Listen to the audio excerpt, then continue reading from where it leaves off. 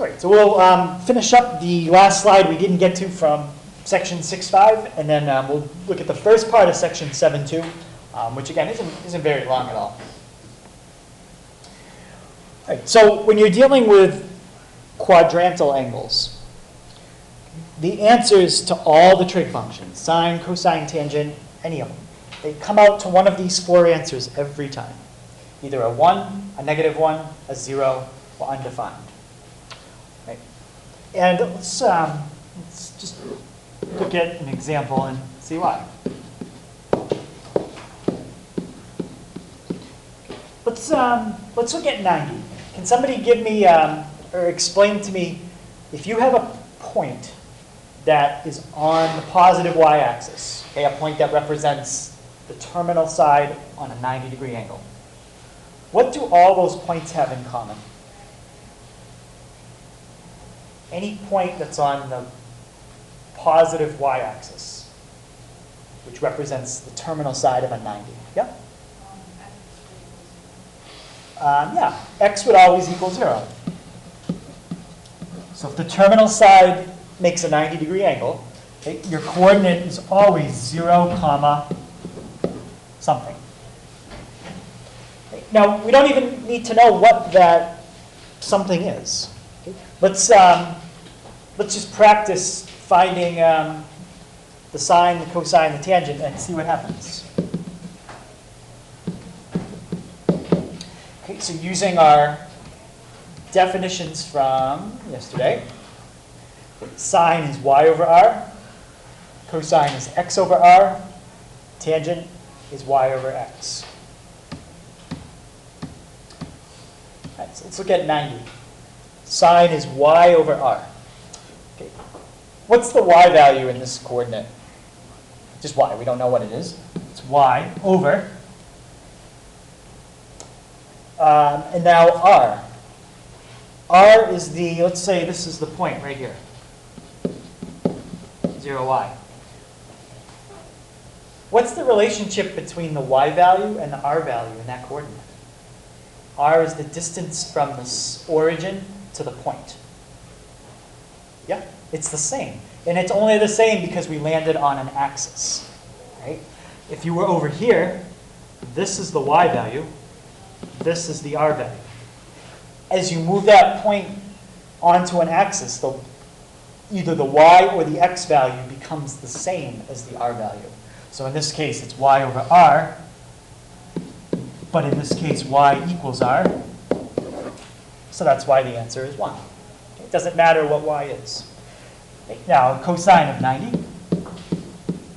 What's the formula for cosine of 90?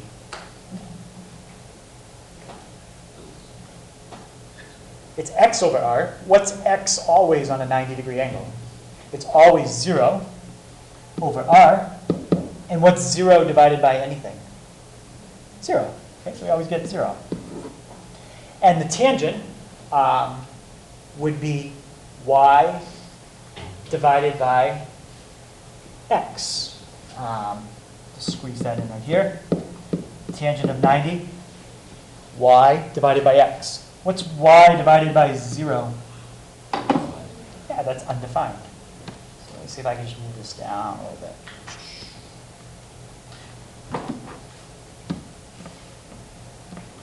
Okay, so y divided by 0 is undefined. And you could go through that for a coordinate that's on any axis, 0, 90, 180, or 270. And you're always going to get these answers: 1s, 0s, -1s, and undefineds. How about a coordinate that the terminal side is on the 180? What do all the coordinates right here have in common? I'll tell you one thing. They all have a negative x value, but that's not what I'm thinking. Something else they have in common. What about the y? The y is always 0. Okay. How about all the coordinates for 270? The x is always 0, and the y is always negative. And how about all the coordinates for 0, which is the same as 360? The y value is always 0. Okay, so The trick is anytime you have a quadrantal angle, one of the two numbers in the coordinate is always 0. And that's why these answers come out the way they do. All right, so the last thing is this diagram. Okay, so what this diagram shows you is where different trig functions come out to positive numbers. Right, so somebody give me an angle in quadrant 1. Any angle. 45. Okay, so I'm going to take the sine and I'm going to switch over to degrees because I'm guessing you said 45 degrees. All right, so sine of 45. Is that a positive or a negative? That's a positive. Let's take the cosine of 45. That's also positive. Let's take the tangent of 45. It's positive. So what the pattern in quadrant 1 is whether you do the sine, the cosine, or the tangent, all the trig functions come out positive. Okay, in quadrant 1, every trig function is positive. Now, what do you think is going to happen in quadrant 2? The what? Okay, S doesn't stand for sometimes, but there are some functions that are positive and some that are negative. I'm looking to see from the diagram if you think you know which one might be positive. Sine. Yeah, so what's an angle in the second quadrant?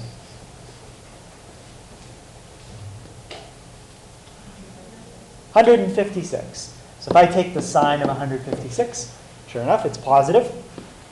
I don't know the cosine, but I do know that it's going to come out. It's going to come out negative. And the tangent, it's also going to come out negative. So in quadrant 2, the only trig function that comes out positive is sine. In quadrant 3, the only trig function is tangent. And in quadrant 4, cosine is the trig function that comes out positive.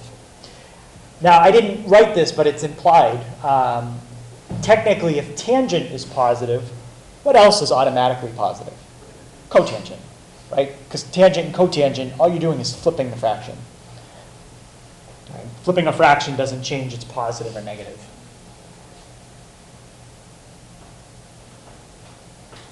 All right. So any questions on that diagram? So there's different tricks you can try to remember it. It's like all students take calculus starting in quadrant 1. All calculus teachers smell. You could do it that way. However you can remember it, just come up with something so you remember where things are positive. Don't tell Mr. Bab that, because that's not nice. Let me give you an example now that kind of ties this in with the idea that we just mentioned right there. Okay. I want you to solve this equation. Sine of theta equals 0.7.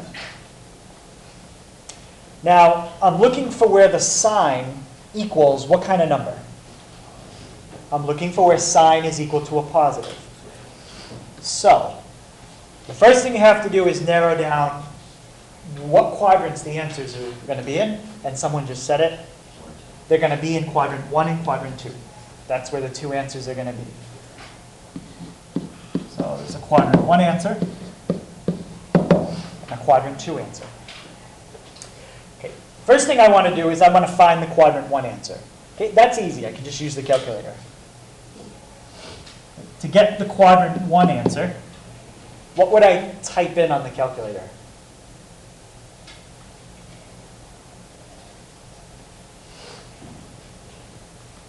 Think about how would we get theta by itself?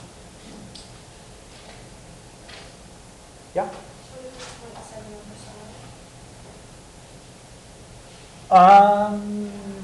Not quite. Think back to like if you were solving a triangle and that was like you did opposite over hypotenuse and you had sine of theta equals 7 over 10. Right? Say you were solving a triangle. And now you have to figure out this angle. How do you get rid of sine? Yeah? Take the inverse sine. Yeah, you take the inverse sine. So the inverse sine of 0.7. Okay. And whatever I get when I do that, that's going to be the answer in quadrant 1. All right, so let's do, on my calculator, I have to type the argument first. Inverse sine. I get 44.43. And is that in quadrant 1? Yeah. So that's one answer. Now I want the quadrant 2 answer. Think of that 44.43 as a reference angle. If you want to find an angle in quadrant 2, what did it say a few pages back to do with, what do you do with the reference angle? Subtract it from 180. And that's the second answer. So 180 minus 44.43, and it's 135.57. And maybe I'll just write down how we did it. So it's 180 minus 44.43. Okay, and now you can easily check it. If I take the sine of 44.43, what should I get?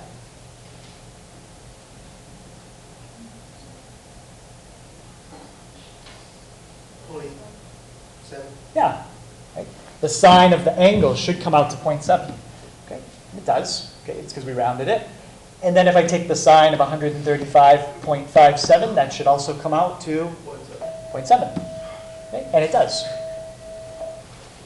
All right. So using that idea of knowing where the trig functions are positive and negative, and that chart for the different quadrants, you can solve any equation like this and get both answers. Let's try one more. Let's say the cosine of theta equals -1. Actually, that won't work. -0.6. Okay. Where are going to be my two answers?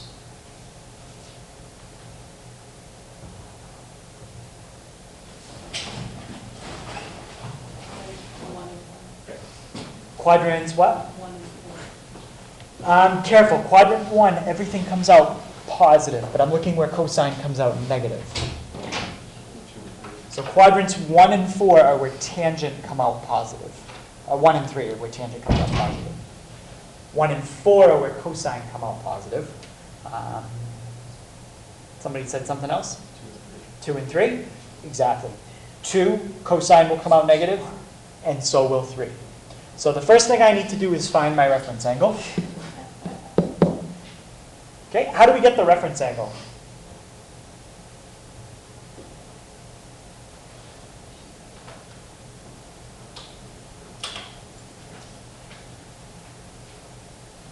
What would I do with that? Basically, how would I solve that for theta? Yeah, take the inverse cosine of -0.6. Now, we get a little bit of a problem. The reference angle is always between 0 and 90. It's not 126, so that's not my reference angle. It is the answer, it's one of the two answers to the problem. But in order to get the second answer, I need to figure out my reference angle still.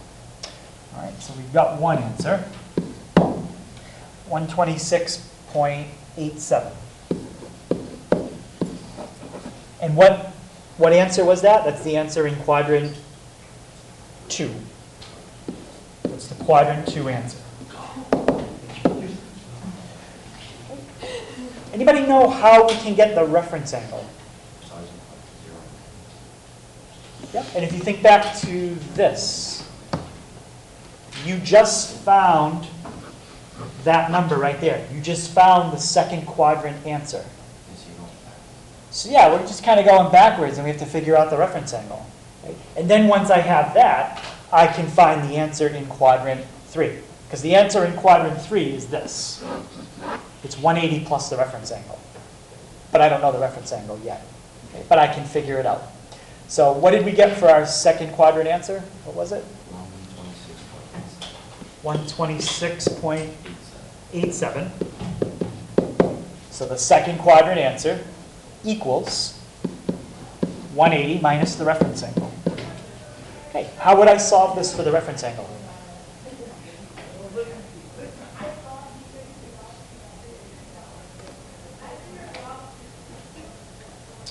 Ayla, how would you solve that? This is just a variable. Just pretend if you don't want to write reference, just write x. Solve for x. Solve for x and Yeah. you could add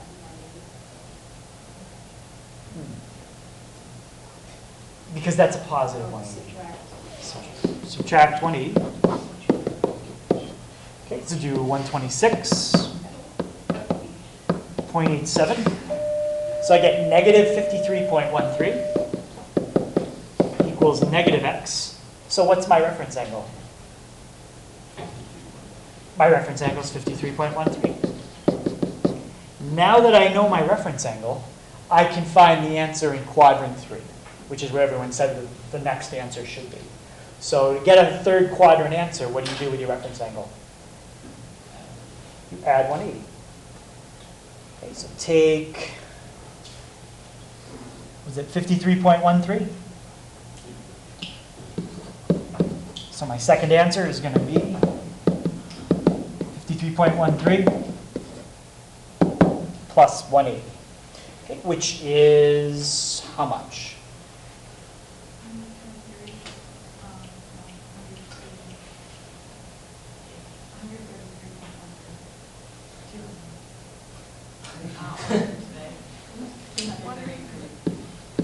.13. You're not the only one. I'm kind of getting that vibe today. It's just energy level a little low. So what I always like to do is just kind of check those two answers and make sure they both come out to negative 0.6. 126.87 cosine, perfect. Negative 0.6. 233.13, take the cosine, perfect. Negative 0.6. So you just found both answers to this equation.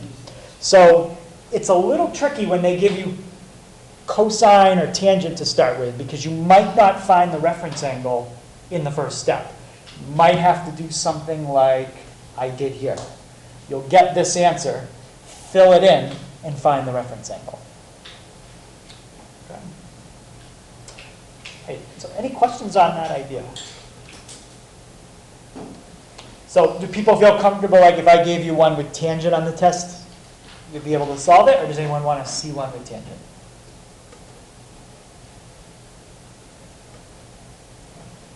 We're okay? All right, so remember, you have to find both answers. For now, I probably wouldn't give you one with like secant. You could solve it, and you'd use all the same reasoning, but I think for now, I'd stick with sine, cosine, or tangent.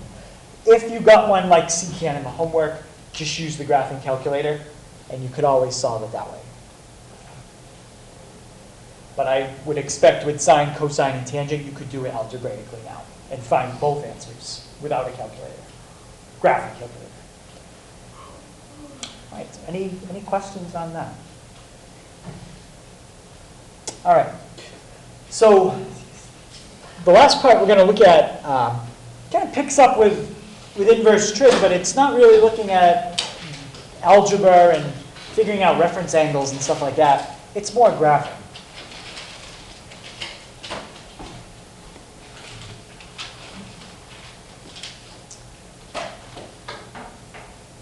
Now, first, does anybody know what an inverse, how you get an inverse trig function visually?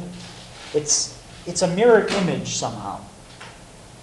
For example, if you graph like x squared and square root of x, those are inverses. But they're mirror images in a certain way. Does anybody know how they're mirror images?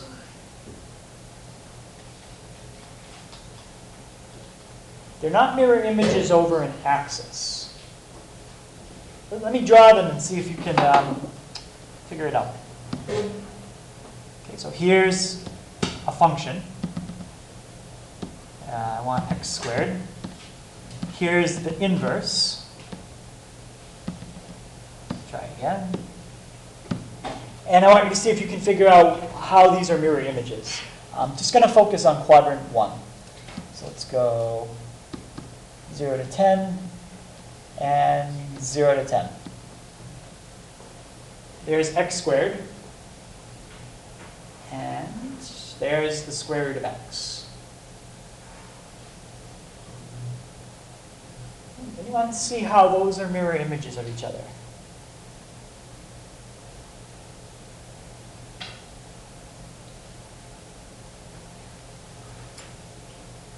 give you a hint. They're mirror images over a certain line. And I can draw that line in. It's a very simple line. Yep? Are they mirrored over the line y equals x? Exactly. They're mirrored right over the line y equals x. If you put that line in, now you can see that if you were to pretend that that's a piece of paper, fold it right along that black line, that blue picture would land right on top of the red picture. Okay? So they're mirror images over the line y equals x. And that's true for any inverse function. Okay? Not just inverse trig, but that's just algebra that I just showed you.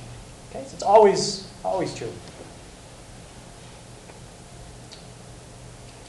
Now, for a function to have an inverse, it has to pass the horizontal line test, not the vertical line test, the horizontal. Okay? And what the horizontal line test says that is if you have a graph and you draw a horizontal line, as long as it doesn't hit the graph more than once, that function will have an inverse. If you draw a horizontal line and it does hit it more than once, whatever you're looking at doesn't have an inverse.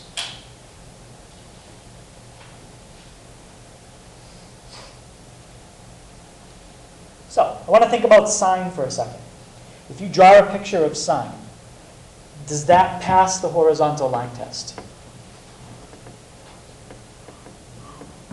No. Right? Think about, here's a picture of sine. If I put a horizontal line in there, and I actually move it down a little bit, does it hit the graph more than once? No. So what that means is, technically, sine doesn't have an inverse because it fails the horizontal line test. Well, what's wrong with what I just said? I just said to you, technically, sine doesn't have an inverse. It has an inverse, right? We've been using inverse sine. So there must be something we can do. All right? So the idea of what we're going to do, let me get rid of this line, is instead of focusing on the entire function, we're going to look at a small window. Okay? What's inside that box. Okay, so we're just going to focus on what's inside there. And I'm going to move this window until I finally get a section of sine that does pass the horizontal line test. All right, so let's say if we start like that. Does that section pass the horizontal line test? No. Okay, because if I put this in, and you know what I can do? Let me see if I can let's bring this to the front, maybe? Yeah, perfect. So now I have a horizontal line in the background. It's hitting it more than once. Okay, let me slide to the left a little bit. Does that section pass the horizontal line test? No, not quite. It's still hitting it twice. Okay, let me keep sliding. Perfect. That section passes the horizontal line test. It's a little bit off, but you get the idea. So now, anywhere in this window, no matter where I put that horizontal line, it's only going to hit one time. Okay, does everybody see that? So now we just have to figure out what is the section we're focusing on. Does anybody know what the left and the right edge of this window is? It's negative something to positive something. And it's a quarter of the way through the period, on the right and on the left. So what's a quarter of the way through the sine function period? Pi over 2, or in degrees? 90 degrees. I like if you can think of it in radians quicker than degrees and you have trouble with degrees. That's good if you're getting good with radians. But yeah, it's pi over 2 to negative pi over 2. So if you focus on that window, sine has an inverse. Okay? And that's why anytime you use inverse sine on the calculator will always give you the answer between this number and that number. The calculator will never give you any of these other answers where it's crossing. Okay? It's always going to give you the one between negative 90 and positive 90. Or negative pi over 2 and pi over 2. All right, so let's let's graph inverse sine, and let's take a look at what it looks like. Okay, and I'm going to graph it in radians. All right, so I'm going to get rid of this. Okay, let's type in second inverse sine. And now, since I already know a couple things about it, I know where to set my y min and y max and x min and x max. But you'll know this shortly too. So let's set the range from, let's go -2 to 2. And let's do the same thing for the domain, the min and max. That's a big enough window. It doesn't have to be that big of a window to see inverse sine. Okay, that'll fit it on the screen. I need to change to radians because I'm in degrees right now. So if you get something that looks like that, then chances are you're in the wrong mode. If you get something that looks like that, then you did it perfect. Okay, that's the graph of inverse sine. That's what it looks like. Okay, so that is a mirror image of the graph sine x over that line that I showed you earlier. A little harder to see it because it curves, but you can still visualize it. Now, I want to think back to the original sine function. How high and low does the original sine function go? The original sine function has a range of -1 to 1. That -1 to 1 is still in this picture somewhere, but it's not the range anymore. Does anybody see what -1 to 1 is in the inverse picture? It's what? Domain. It's the domain, exactly. So what happens when you look at a function and its inverse? The domain and range switch. So for regular sine, the range was 1 to -1. For inverse sine, that's the domain. And now, for regular sine, we said we're going to restrict the domain to be between those two numbers. So these numbers are the domain in regular sine. What do you think these two numbers are going to become in inverse sine? They're going to become the range. So the highest and the lowest this function goes is -1.57 to 1.57.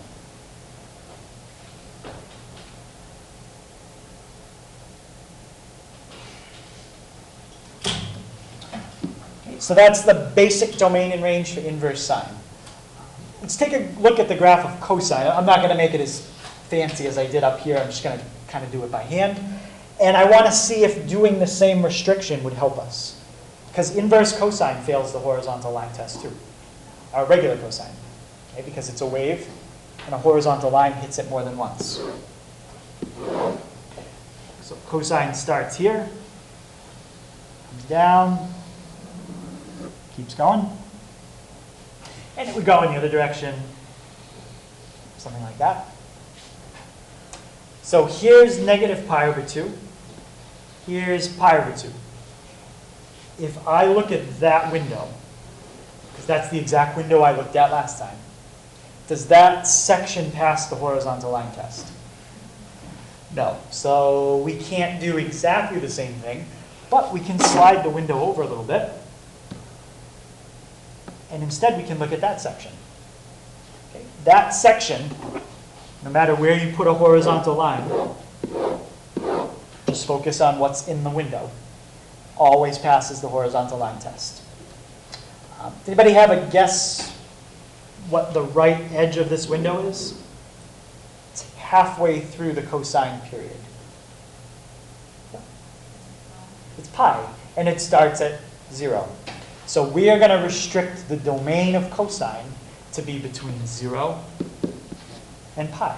So anytime you do inverse cosine on your calculator, you will always get an answer between 0 and pi. You might be like, well, wait a minute, didn't you just say that was the domain? Yeah. 0 to pi is the domain of regular cosine. So it becomes the range in the inverse.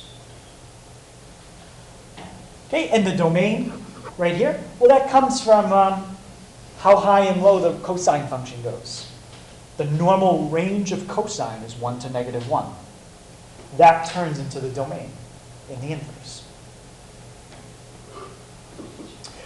Now, how about tangent? What was different about tangent when you compare them to sine and cosine? How does tangent look different? Amanda? It has all like the breaks. Yeah, it's got asymptotes in it. What kind of asymptotes does it have? Vertical or horizontal? Yeah. It's got these vertical asymptotes, and it looks something like this. It just repeats that pattern. All right. So let's start with the range of the original tangent function. How high and low does the tangent function go? It goes infinitely high and infinitely low. That's the range of tangent. What's that going to turn into an inverse tangent? The domain.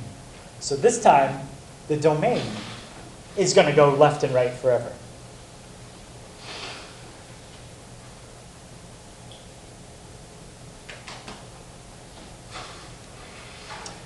Okay. And also what happens with inverse tangent is, in regular tangent, Amanda said we had vertical asymptotes.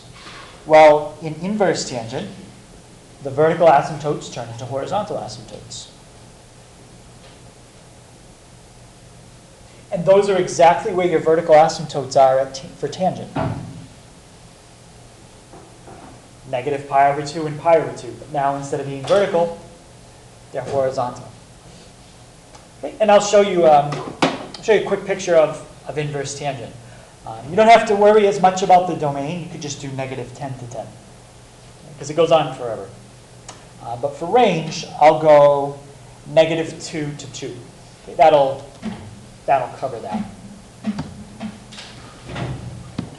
All right, so let's try -2 to 2 is already set for the range. Let's go -10 to 10. And type in inverse tangent. Okay, and there's the graph of inverse tangent. Some calculators have a little trouble drawing it because it gets pretty steep in the middle section. If it ever looks like there's a break in there, there shouldn't be. Inverse tangent is a continuous function. In fact, all the inverse trig functions are continuous. Okay, there's no breaks in any of them. I'm trying to think about inverse secant, inverse cosecant, inverse cotangent quickly. I think those ones would be okay too. I'd have to double check, but at least inverse sine, inverse cosine, inverse tangent, there's no breaks in them.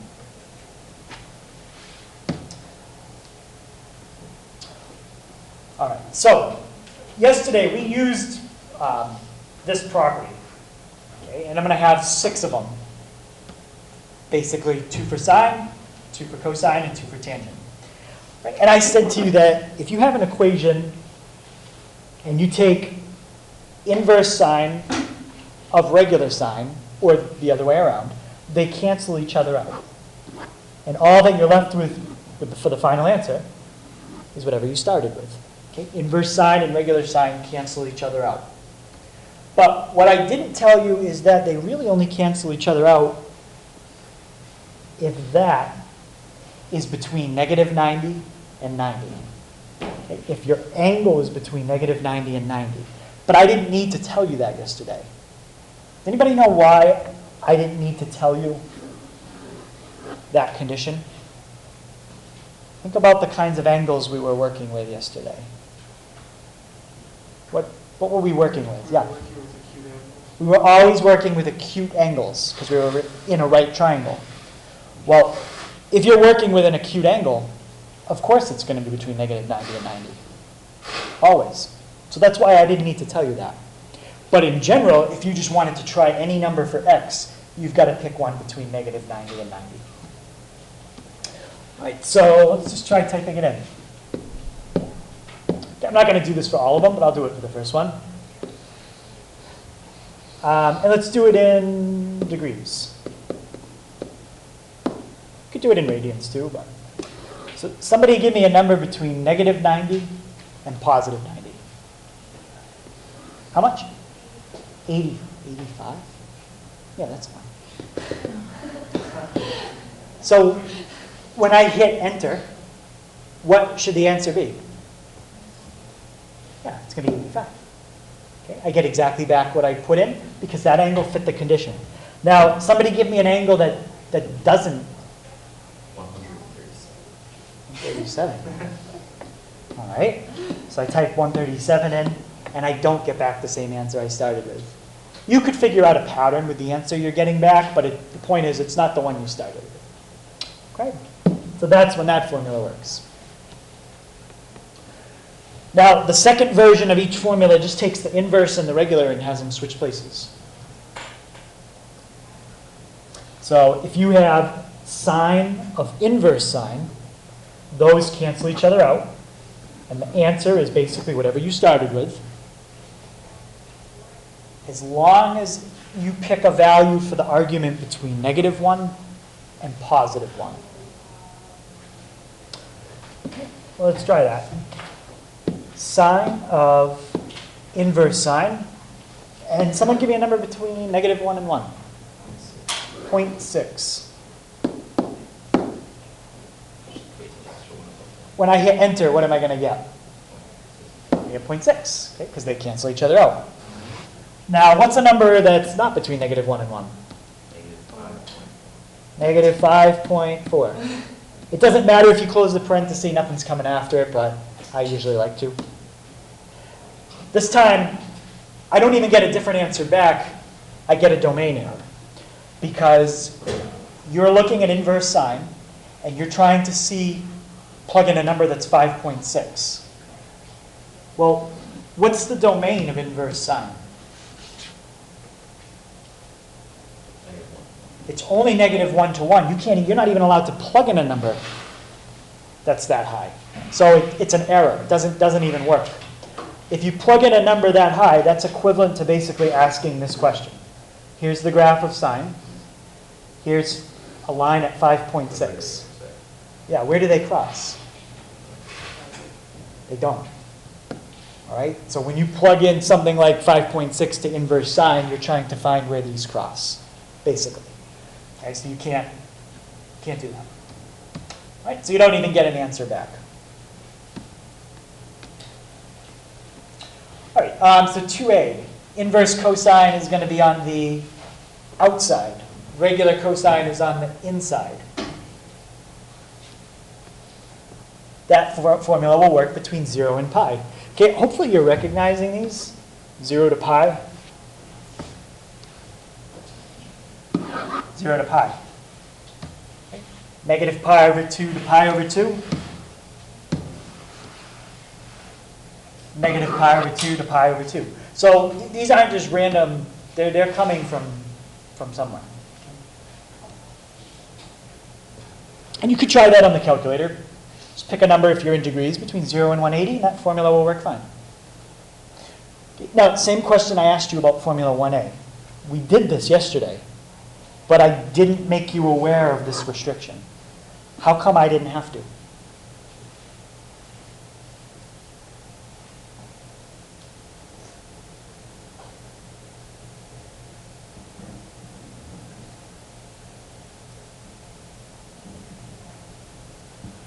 So this only works if the angle is between a certain size. So shouldn't I have told you that just in case you tried it with an angle that it didn't work on? But I didn't. Yeah. Yeah, and this formula works for any angle that's between what and what? 0 to 180. Okay, so every angle you worked with yesterday was between 0 and 180. So I didn't need to tell you that. Okay, but in general, that's when the formula works. And then formula 2b. Very similar to formula 1b. It works between negative 1 and 1. If you try plugging in a number not between negative 1 and 1, you won't even get an answer back. Okay, and for tangent. Tangent's a little different because the graph of tangent's a little different. Okay. You might look at the restriction on 3a and be like, oh, it's the same as the restriction on 1a. Not quite. Right, they can't be equal to. And I hope when people wrote that down, they noticed for this one, I used parentheses, and for this one, I used brackets. Okay, they're not quite the same. Okay, but inverse tangent and regular tangent will cancel each other out. You guys did this yesterday when we did right triangle trig. But it only works if the angle is between negative pi over 2 and pi over 2. Why didn't I tell you that restriction? You were working with acute angles. You didn't need to know it.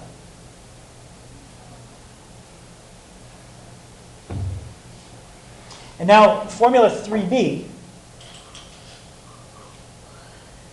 you can think of it two ways. What's the range of regular tangent? How high and low does it go? And if you forget that, think of the domain of inverse tangent. It's the same answer to my question. It's infinite. Okay? So what happens here is this formula always works. It doesn't even need a condition. It's always true. Right, so the kind of question you might see on a test is something like, is the sine of the inverse sine of 0.6, does that equal 0.6? So it would be like a yes or no. So what I usually do is regular on the outside, inverse on the inside. That's this formula. Check if the argument meets that condition. Is my argument between negative 1 and 1? Yes. So this is true. The only other type of problem you could see here is if I did it this way. And I wrote, simplify this. Don't write true. Okay, if it says simplify, the answer is not true. The answer here would be 0.6. Okay, so some people write true on a simplify, and that just gets marked wrong. Okay, so just read the directions on how they're asking the question.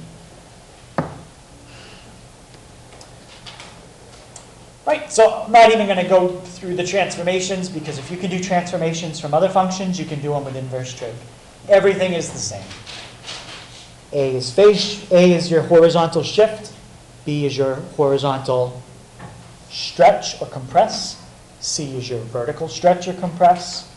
And D is your vertical shift. If you need that, just look back at your notes. It's in every single function we've done all year.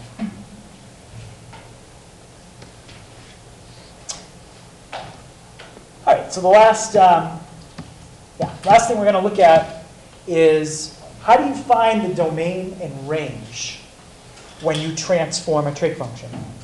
Okay, because if you shift things or stretch things, you're going to change the domain and range. The only two things that affect the domain are if you shift horizontally or you stretch horizontally or compress. So the only thing that affects the domain is A and B. C and D are vertical stuff. We'll talk about that after.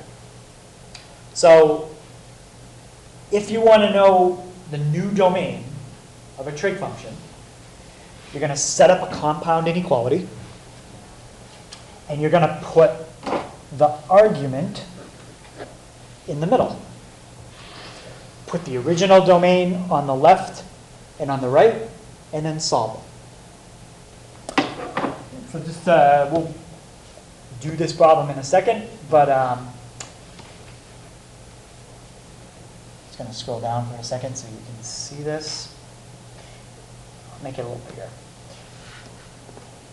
So I'm going to set up a compound inequality. I'm going to put the argument in the middle.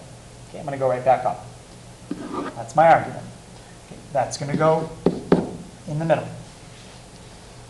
The next step says take the original domain and put it on the left and on the right. So now if I don't remember it, I got to go back, I got to look up what's the original domain of inverse sine if you don't change it. Somebody remind me? What is it? It's negative 1 to 1. Now, solve that, and that's the new domain. Okay, just get x by itself. So we'll finish that problem up when we get to it. But what I just did was that. I just didn't solve it yet.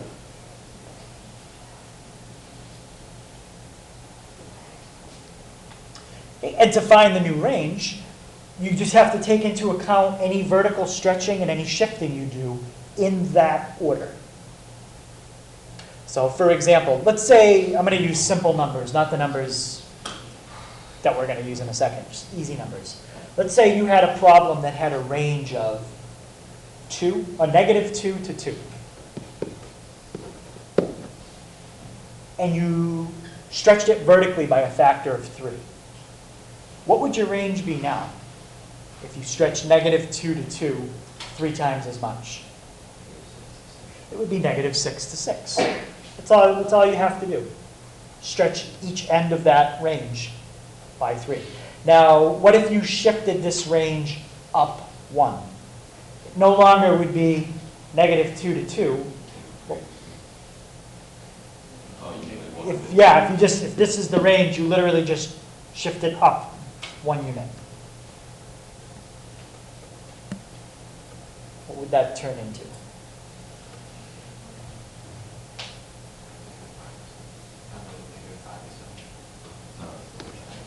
Just the original. Like if you just took negative 2 to 2 and just negative 1 to 3. Okay? So that's all you have to do when you're figuring out the range. Just add a number to both ends of it or multiply a number to both ends. Or if you shift down, you'd subtract. Okay? Remember, vertical transformations do exactly what you would expect. Bigger numbers stretch it bigger. Smaller numbers compress it smaller.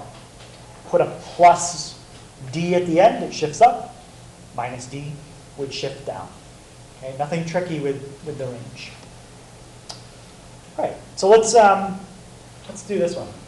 So we already set up our domain. How do I get x by itself?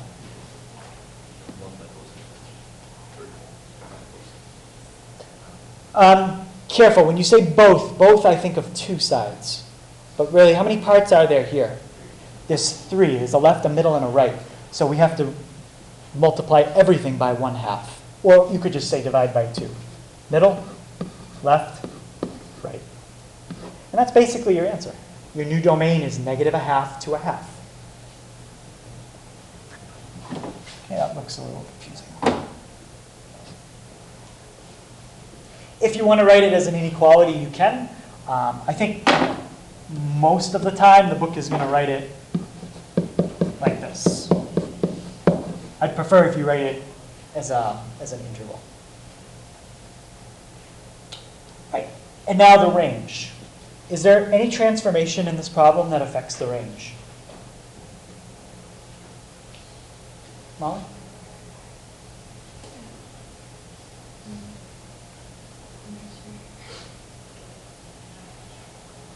Well, there's only one number in that problem, so there's only one transformation happening, and we already changed the domain.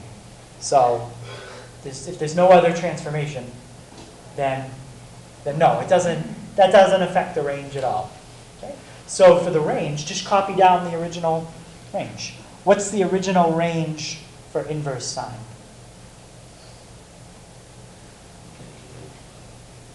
Negative pi over 2 to pi over 2. All right, let's try this one. Let's look at the range right away. Any transformation there that's going to affect the range?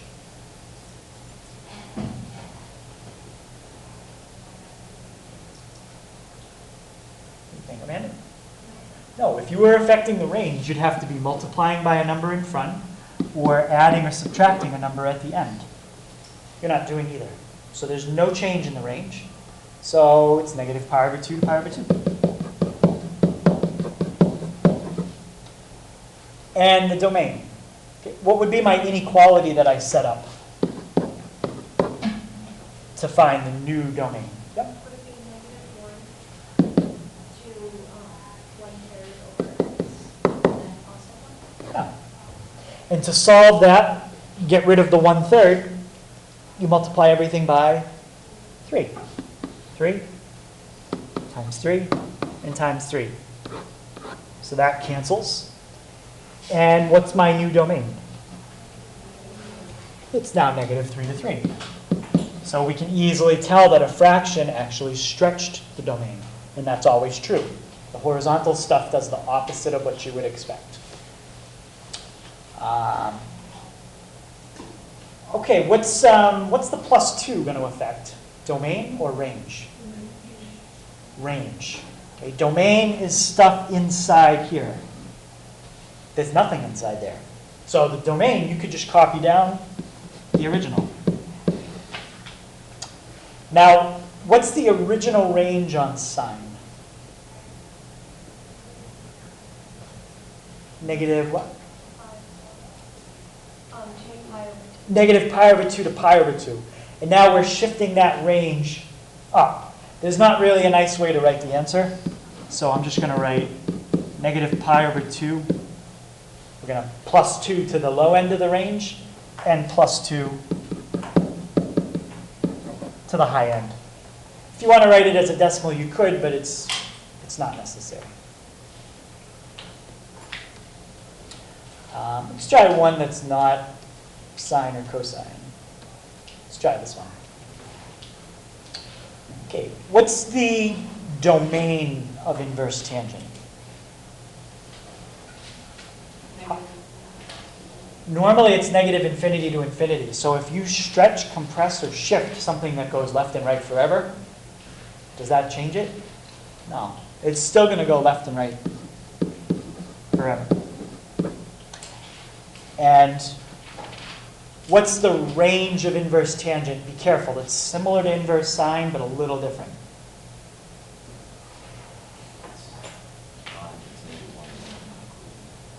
It is not including, but it's not -1 to 1. It's negative pi over 2 to pi over 2. And what have we done to that range? We've tripled it. That 3 is a vertical stretch. So what do you get if you triple negative pi over 2?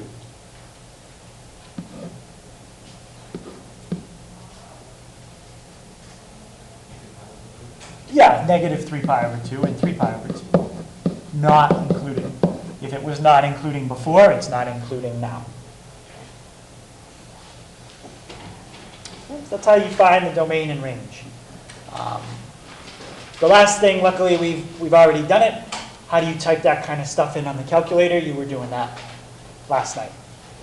Okay, so we've already covered that. Okay, so that's homework tonight. We'll take a look at that tomorrow. And if there's anything else we need to go back and look at from the lesson today, we have all data review tomorrow.